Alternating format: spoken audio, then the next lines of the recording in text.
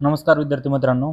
तर आज आपण पाहणार आहेत की 2018ची जी कंबाईनची प्री झालेली त्याचा जो सायन्सचा भाग आहे तो सेपरेट पाहतोय, कारण सायन्स आणि मॅथमॅटिक्सला थोडासा टाइम लागतो, तो खूप सारा एक्सप्लेन करावा लागतो.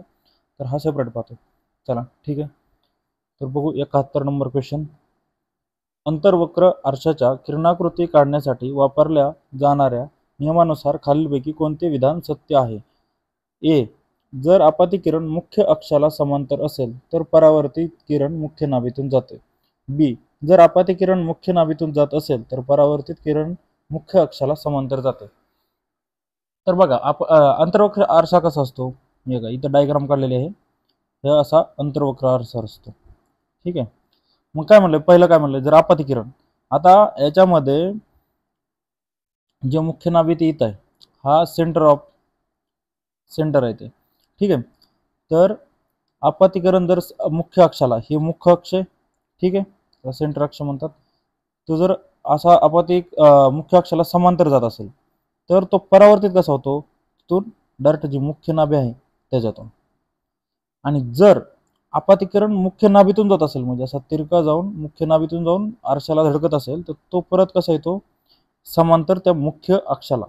ते बघा मग पहिलं काय म्हणलंय, जर आपत्ती किरण मुख्य अक्षाला समांतर असेल तर परावर्तित किरण मुख्य नाभीतून जाते.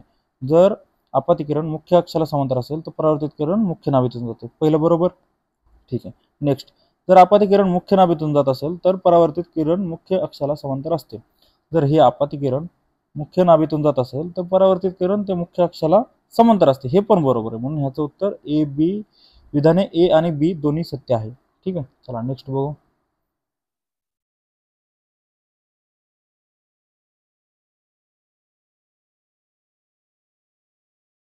तर बघा, हे केमिस्ट्रीचं गणित आहे, क्वेश्चन आहे, सॉल्व करायचा आहे.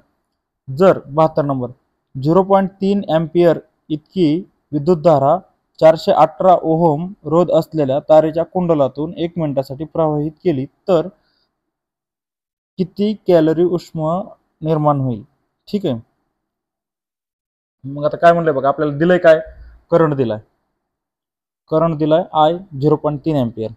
रेजिस्टन्स म्हणजे जो रोध आहे, रोध तो दिलाय 418 ओहम आणि टाइम दिलाय बघा टी 1 मिनिट म्हणजे 60 सेकंद. तर उष्णतेचं आपल्याला उष्णता काढायची, तर उष्णतेचं सूत्र काय आहे, I स्क्वेअर आर टी. ठीक आहे.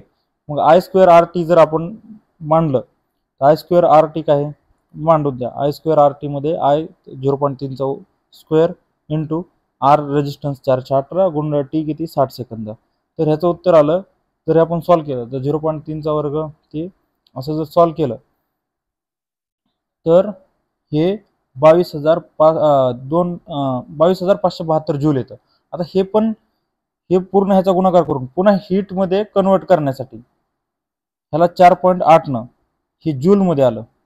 ठीक आहे. तर ह्याला कॅलरी मध्ये कन्वर्ट करायचं. कॅलरी मध्ये कन्वर्ट करण्यासाठी काय करायचंय की त्याला 4.18 1 joule is equal to 4.18 calorie असतं. ठीक आहे.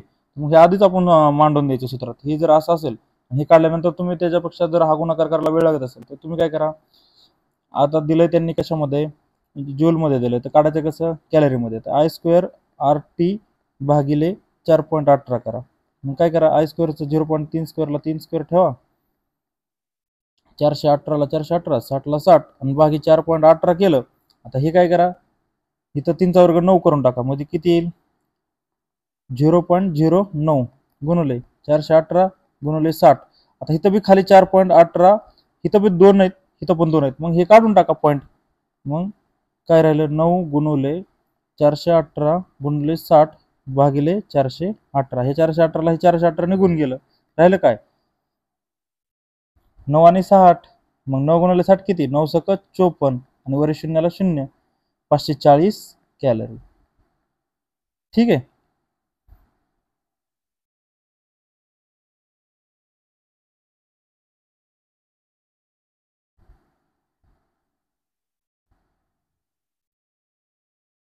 समजलं. चला नेक्स्ट क्वेश्चन बघा, 73 नंबर. याचा ऑप्शन कुठला येणार, 540 2 नंबर. 73 बघा, जोड्या जुळवा. C V Raman, George Ohm, Hans Oersted, Michael Faraday इकडे काय विद्युतधारेद्वारे चुंबकत्व निर्मिती, विद्युत मोटर, प्रकाशाचे विकीकरण आणि विद्युत परिपथातील शोध, रोध आणि विद्युतधारा.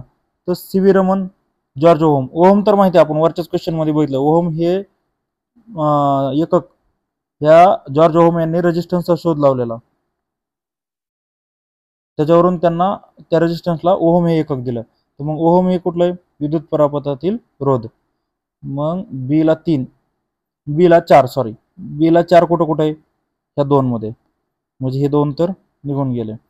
आता हॅन्स ओरस्टेड आणि मायकल फॅरेडे आणि सी व्ही रमन.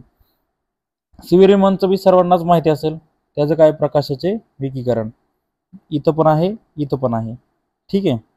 आता काय बघायचंय, ह्या दोन्हीपैकी कोणतं माहिती आहे का? मायकल फॅरेडे माहिती असेल बघा सर्वांना, विद्युत मोटरचं त्यांनी शोध लावलेला मायकल फॅरेडे यांनी. तर डी ला 1 इथंच आहे, डी ला 2 इथंच आहे, फक्त इथं नाही, म्हणून हा ऑप्शन. मग हॅन्स ओरस्टेड कोण येणार? विद्युतधारेचे चुंबकत्व, म्हणून याचं उत्तर येणार बी. ठीक आहे. चला नेक्स्ट क्वेश्चन. 74 नंबरचा क्वेश्चन आहे. सर्वसाधारण सूत्र अल्काईनसाठी डॅश डॅश हे असते. पहिला CnH2n+2,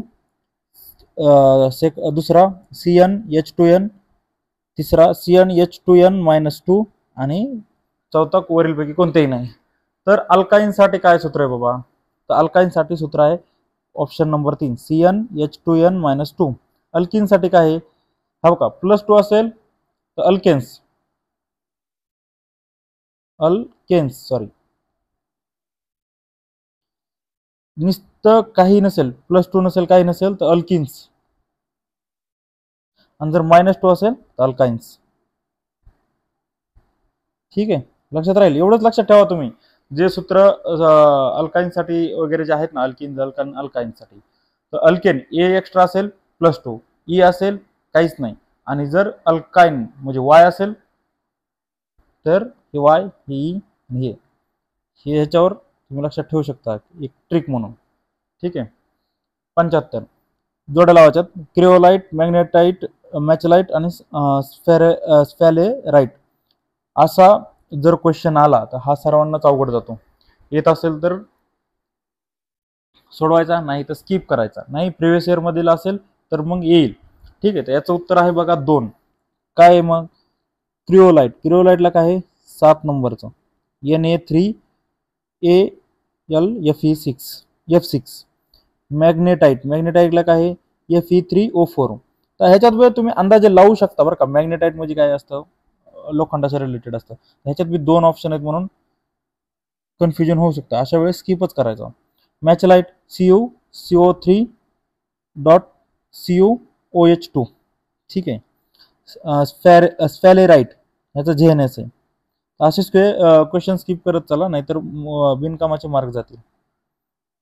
जो येतोय त्याच्यातनं पण मायनस होईल एखादा. 76 क्वेश्चन. इलेक्ट्रॉनचा शोध डॅश डॅश याने लावला. आता हा तर क्वेश्चन एकदम इझी आहे. हा आपल्याला 7वी 8वी मध्ये झालेलाच, जेव्हा आपल्याला केमिस्ट्री टॉपिक ऍड झालेला तेव्हा. तर इलेक्ट्रॉनचा शोध कुणी लावला पहा. 1 sir J Thomson, 2 Goldstein, 3 James Chadwick आणि 4 रुदरफोर्ड. याचं उत्तर आहे बघा जे थॉम्सन याने इलेक्ट्रॉनचा शोध लावला. इलेक्ट्रॉन काय असतात? हे असतं न्यूक्लियस, म्हणजे हे न्यूक्लियस हा पूर्ण ॲटम, याच्यामध्ये जे असे बाहेर असतात, फिरत असतात, ते इलेक्ट्रॉन असतात. आणि ह्या न्यूक्लियसमध्ये प्रोटॉन एक असतात. हे इलेक्ट्रॉन असं निगेटिव्ह चार्ज असतात, प्रोटॉन असतात आणि न्यूट्रॉन पण असतात. ठीक आहे. ओके. तर हे जे इलेक्ट्रॉन असतात ना, हे बाहेरचे असे जे सर्कल असतात त्याच्यामध्ये फिरत असतात, त्याचे शेल असतात बघा. ठीक आहे. जे थॉम्सन ते एक टरबुजाचं पण त्यांनी उदाहरण दिलं, की त्याच्यामध्ये जे बिया असतात ते इलेक्ट्रॉन असतात आणि मध्ये भार असतो. त्यांनी काय केलं, एका गोल्ड शीटवर हे मारलं, ते कुठल्या तरी गेमा रेज का काहीतरी याचा मारा केला, तर ते रेज काही त्याच्यातून पास झाले आणि काही रिफ्लेक्ट झाले. तर ते जे रिफ्लेक्ट झाले ना, निगेटिव्ह चार्ज मारल्यामुळे निगेटिव्हला निगेटिव्ह तो रिफ्लेक्ट झाला. ठीक आहे. गोल्डस्टीननं काय एनोड रेटचा शोध लावला, रुदरफोर्डनं न्यूक्लियस आणि जेम्स चॅडविकनं न्यूट्रॉनचा. तर तुम्ही मला कमेंटमध्ये प्रोटॉनचा शोध कोणी लावला ते सांगा, यायलाच पाहिजे. योग्य पर्याय निवडा. प्रथिनांची साखळी कोणत्या अर्थहीन कोडांमुळे तुटते? जे प्रथिन असतात त्याच्यामध्ये जी साखळी असते ती कोणत्या कोडांमुळे तुटते? यू पहिला UAA, UGA, UGC, B UAG, CGA, HGC, C UGA, UAA, UAG, CGA, चौथा UAA आणि UGA. तर पहिल्यामध्ये बघा UAA हा कोडॉनच नाहीये, त्याच्यामुळं हा क्वेश्चन पण हा ऑप्शन पण गेला. हा UAG आहे, CGA आहे, पण AGC हा स्टॉप कोडॉन नाहीये, म्हणजे ज्या कोडॉनमुळे तुटत नाहीये.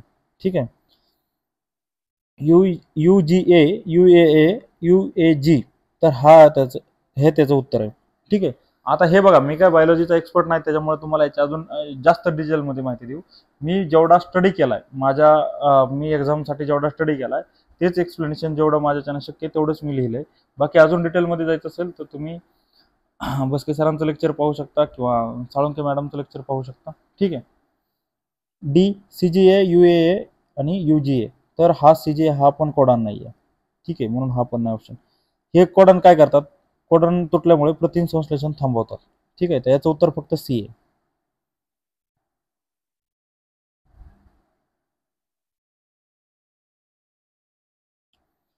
अठ्ठ्याहत्तर खालीलपैकी कोणती विधाने योग्य आहेत?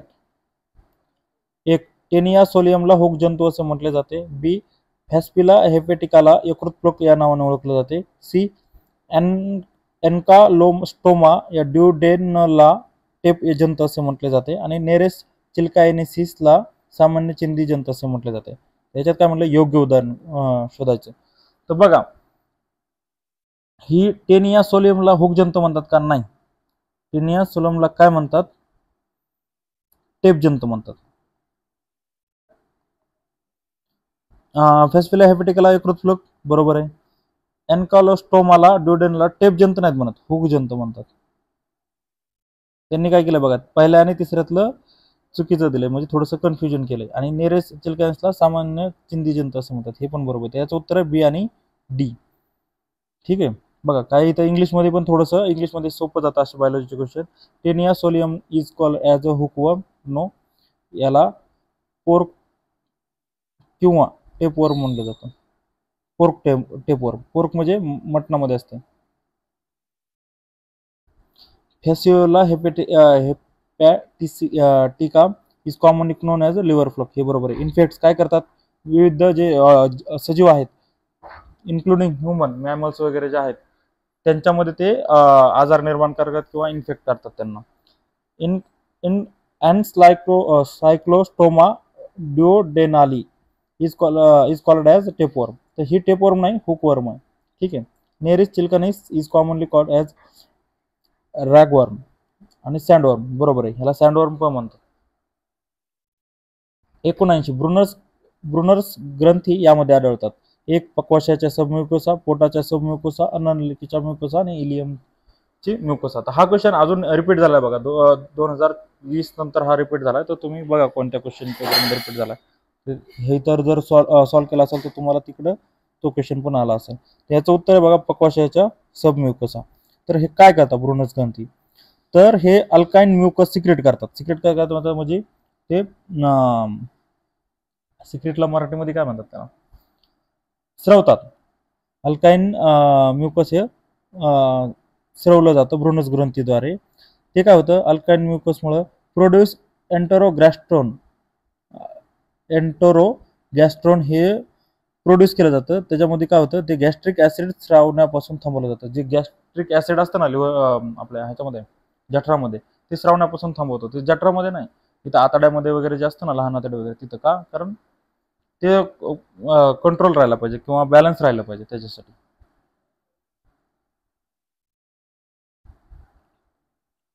बघा नेक्स्ट 80, वनस्पतीच्या वर्गीकरणामध्ये गुणसूत्रांचे कोणते गुणधर्म महत्वाची भूमिका पार पाडतात? एक, गुणसूत्रांची संख्या. बी, गुणसूत्रांचे बाह्यरूप. सी, गुणसूत्रांचा आकार. डी, गुणसूत्रांचे विचरण. वरीलपैकी कोणते विधाने बरोबर आहेत? तर बघा, याचं बघा, वनस्पतीच्या वर्गीकरणामध्ये गुणसूत्रांचे कोणते गुणधर्म महत्वाची भूमिका पाडतात? गुणसूत्रांची संख्या पाडतात का महत्वाची भूमिका पाडतात? बाह्यरूप हे पण पडतं. गुणसूत्रांचा आकार हे पण बरोबर आहे. आणि गुणसूत्रांचे विचलन, तर ह्याचं उत्तर 4. याच्याबद्दल आपण थोडीशी माहिती पाहू अजून. वनस्पतीचं वर्गीकरण काय? क्लासिफिकेशन ऑफ प्लांट्स म्हणजे वनस्पतीचं वर्गीकरण कोणी केलंय? कार्ल लिनियसनं केलंय. याला फादर ऑफ टॅक्सॉनॉमी सध्या म्हटलं जातं कार्ल लिनियसला. थिओफ्रास्टस काय आहे? वनस्पतीशास्त्राचा जनक आहे. ठीक आहे. Bentham Hooker natural system of plant classification. बघा, क्लासिफिकेशन ऑफ प्लांट्स आणि natural system of plant classification ह्याच्यामध्ये कन्फ्युजन करू नका. क्लासिफिकेशन ऑफ प्लांट असेल तर कार्ल लिनियस आणि natural system of plant classification असेल तर बेंथम आणि हुकर. हा क्वेश्चन 2021 ला आलेला आहे, 21 ला का 22 ला. तर या दोघांनी मिळून जेनेरा प्लॅन्टरम हा ग्रंथ लिहिला आहे. ठीक आहे. आता हे वर्गीकरणामध्ये कुठले कुठले ग्रुप असतात म्हणजे त्याचे प्रकार काय असतात, कुठल्या कुठल्या ग्रुपमध्ये ते वर्गीकरण केलं जातं. तर पहिलं किंगडम, दुसरं क्लास, तिसरं ऑर्डर, चौथं जीनस आणि स्पेसिस. याच्यामध्ये काय असेल तर तुम्ही कमेंटमध्ये सांगून ऍड करा. मी याच्याबद्दल डिटेल माहिती तुम्हाला नेक्स्ट एक क्वेश्चन आलेला आहे, असंच फ्रीच्या एक्झामला क्वेश्चन आलाय, त्याच्यामध्ये तुम्हाला मी देईन. खालीलपैकी 81 खालीलपैकी कोणत्या वनस्पती गटामध्ये संवहनी संस्था बीजाणू निर्मिती असते परंतु बीजे नसतात? बघा काय म्हणलं क्वेश्चन, वनस्पती गटामध्ये संवहनी संस्था असते. संवहनी संस्था म्हणजे काय की पाणी आणि अन्न वाहून नेणारी संस्था. बीजाणू निर्मिती असते म्हणजे जे बीजाणू जिथून वनस्पतीचं दुसऱ्या वनस्पती तयार करणार, पण त्या बीजे नसतात. असा कुठला गट आहे? तर बघा पर्याय ब्रायोफायटा, टेरिडोफायटा, अनावृत्त बीजे आणि आवृत्त बीजे. तर वनस्पतीचे 4 प्रकार, त्याच्यामध्ये हे टेरिडोफायटाचं उत्तर आहे. आता ब्रायोफायटामध्ये काय असतं? संवहनी संस्थाच नसते. बघा, ब्रायोफायटामध्ये संवहनी संस्था नाही. ही फर्स्ट स्टेज आहे वनस्पतीची निर्माण होण्याची. त्याच्यामध्ये झायलम आणि फायलम हे दोन्ही गोष्टी पण नसतात, जे की ते बीजाणू निर्माण करायला गरजेचे असतात. ते काय करतात? स्पोर रिप्रोड्यूस करतात. स्पोर म्हणजे कसं, असं एक आपल्या गावाकडे फुल असतं बघा पांढऱ्या कलरचं, ते फुकलं की त्यातून असे कापसासारखे बारीक बारीक हे निघतात, तसं ते स्पोर निर्माण करतात. याचं एक्झाम्पल काय? मॉसेस. ठीक आहे. दुसरा बघा टेरिडोफायटा, याच्यामध्ये संवहनी संस्था असते, त्याच्यात झायलम आणि फायलम पण असतं. आणि याचं उदाहरण आहे फन्स. ह्याच्यामध्ये बीजाणू निर्मिती होते पण बीजे नसतात बरं का. डायरेक्ट जे हे असतं ना, आपण काय म्हणतात त्याला, फळाचं बीज, ते नसतं. बीज आणि बी. अनावृत्त बीजे म्हणजे जिम्नोस्पर्म. जिम्नोस्पर्म मध्ये काय असतं? बीजे असतात, बरोबर आहे. संवहनी संस्था पण असते त्यांच्यामध्ये, आणि त्यांच्या ज्या बिया असतात त्या उघड्या असतात, बाहेर असतात. असा फळाच्या आतमध्ये नसतात. जसं की सफरचंदाच्या आतमध्ये त्यांची बी असते किंवा मँगोच्या आतमध्ये त्याच्यामध्ये बी असते, तशा नसतात. त्यांच्या बिया उघड्या असतात. त्याचं एक्झाम्पल काय? कॉनिफर्स आणि सायकॅडस. ठीक आहे. अनावृत्त बीजी म्हणजे काय? अँजिओस्पर्म. ह्याच्यामध्ये सीड प्रोड्यूस केलं जातं, फळाच्या आतमध्ये असतात त्याच्या बिया, आणि ह्या बिया ज्या असतात ना फळाच्या आतमध्ये असतात, आणि त्या बियांचं त्या ह्याच्यामधून आपण त्या ह्याच्यामध्ये फुलामध्ये बघितलंय बघा, 2 असे हे असतात, एक मेल असतं आणि मेल गॅमेट्स आणि फिमेल गॅमेट्स असतात. त्याचे जे हे होऊन काय म्हणतात त्याला, तसं ते स्वतः निर्माण करतात. त्याचा तुम्हाला मला आता एक्झॅक्ट शब्द आठवत नाहीये, मी तसं नेक्स्ट लेक्चरमध्ये ऍड करून सांगा. ऑल फ्लॉवरिंग प्लांट्स म्हणजे ज्या ज्या झाडाला फूल येतं त्या त्या झाडाच्या फळामध्ये आतमध्ये बिया असतात. ठीक आहे. याच्यामध्ये संवहनी संस्था असते बरं का.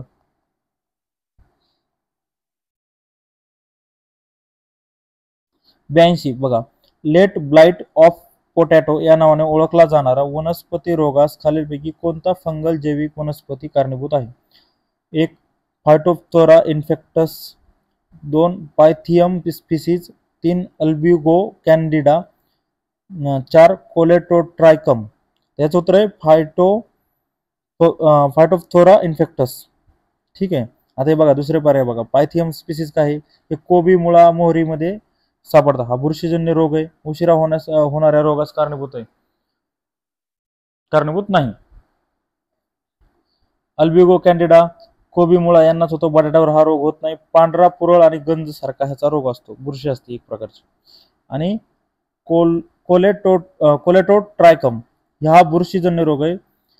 अँथ्रॅक्नोज रोग निर्माण पण बटाट्याच्या उशिरा होणाऱ्या रोगास कारणीभूत नाही. उशिरा म्हणजे कधी? जर बटाटा लावल्या त्याला रोग नाही होत, तो नंतर बटाटे लावून त्याच्यानंतर. ठीक आहे. चला 83 बघा, सस्तन प्राण्यामध्ये ज्ञानेंद्रिय खालीलपैकी कोणत्या 3 मूलभूत स्वरूपात स्थित असतात? तर याचं उत्तर आधी 1 दिलेलं आहे, म्हणजे पण हा क्वेश्चन कॅन्सल झालेला आहे. तरी पण आपण पाहू. न्यूरोलॉजिकल संवेदी टोक काय रक्तवाहिन्याशी संबंधित आहे आणि एपिथेलियल संवेदी टोक हे संवेदी अवयवांचे मूलभूत रक्तस्रावात्मक प्रकार नाही, म्हणजे हे नाहीच, प्रकारच नाही. हा क्वेश्चन स्किप झालेला आहे. तुम्ही पॉज करून वाचू शकता. 84 बघा, हळूहळू विकसित होणारे दीर्घकालीन राहणाऱ्या संसर्गास संक्रमणास डॅश डॅश असे संबोधले जाते. याला तीव्र संक्रमण असं म्हणतात, क्रोनिक. बघा, तीव्र संक्रमण, तीव्र संसर्ग, सिस्टमॅटिक संसर्ग आणि लेटेन्सी. ह्याला तीव्र संक्रमण जे असतं ते हळूहळू विकसित होतं आणि दीर्घकालीन राहतं. ठीक आहे. दुसऱ्याचं बघा, तीव्र संसर्ग अचानक सुरू होतो आणि लवकर बरा होतो. सिस्टमॅटिक संसर्ग रक्ताद्वारे संपूर्ण शरीरात पसरतो आणि लेटेन्सी संसर्गजन्य घटक शरीरात असतो पण स्पष्ट लक्षणे दिसत नाही. 85 बघा, दंड शंकू नामक संवेदी तंत्रिका पेशी डॅश डॅश मध्ये आढळून येतात. 1 कोक्लिया कानाचा अंतर्गत भाग, 2 त्वचा, 3 बाह्य त्वचा आणि 4 डोळ्यातील पडदा. आता त्वचा ह्याचं उत्तर बघा, डोळ्यातील पडदा. ह्या ज्या पेशी आहेत दंडू व शंकू नामक, ह्या डोळ्यातील प्रकाश संवेदी पेशी आहेत. ठीक आहे. चला, धन्यवाद. असंच जर परत एक्झाम्पल वाले किंवा असे एक्सप्लेनेशन वाले व्हिडिओ पाहायचे असतील तर चॅनलला सबस्क्राईब करा आणि व्हिडिओला शेअर करा. महाराष्ट्रातील जास्तीत जास्त जे MPSC करणारे स्टुडंट आहेत, जे नवीन स्टार्ट केले, त्यांना पण एक आयडिया होऊन जाईल की क्वेश्चन पेपर अनालिसिस कसं केलं पाहिजे किंवा क्वेश्चनचं अनालिसिस म्हणजे काय असतं, की क्वेश्चन वाचला आणि प्रश्न सोडवले, हा म्हणजे क्वेश्चन अनालिसिस नसतं. तर त्या क्वेश्चनचे 4 ऑप्शनपैकी बाकीचे 3 ऑप्शन पण का बरोबर नाही आहेत, त्या क्वेश्चनमध्ये त्या 3 ऑप्शनबद्दल अजून काय एक्स्ट्रा माहिती. कारण आयोग काय करतं, ह्यावेळेस तो क्वेश्चन विचारला पण त्याच्या रिलेटेड नंतरच्या एक्झाममध्ये काय करतं, डायरेक्ट रिपीट क्वेश्चन असं करण्याचं प्रमाण खूप कमी असतं, पण त्याच्या रिलेटेड क्वेश्चन विचारतो. ठीक आहे. चला, धन्यवाद.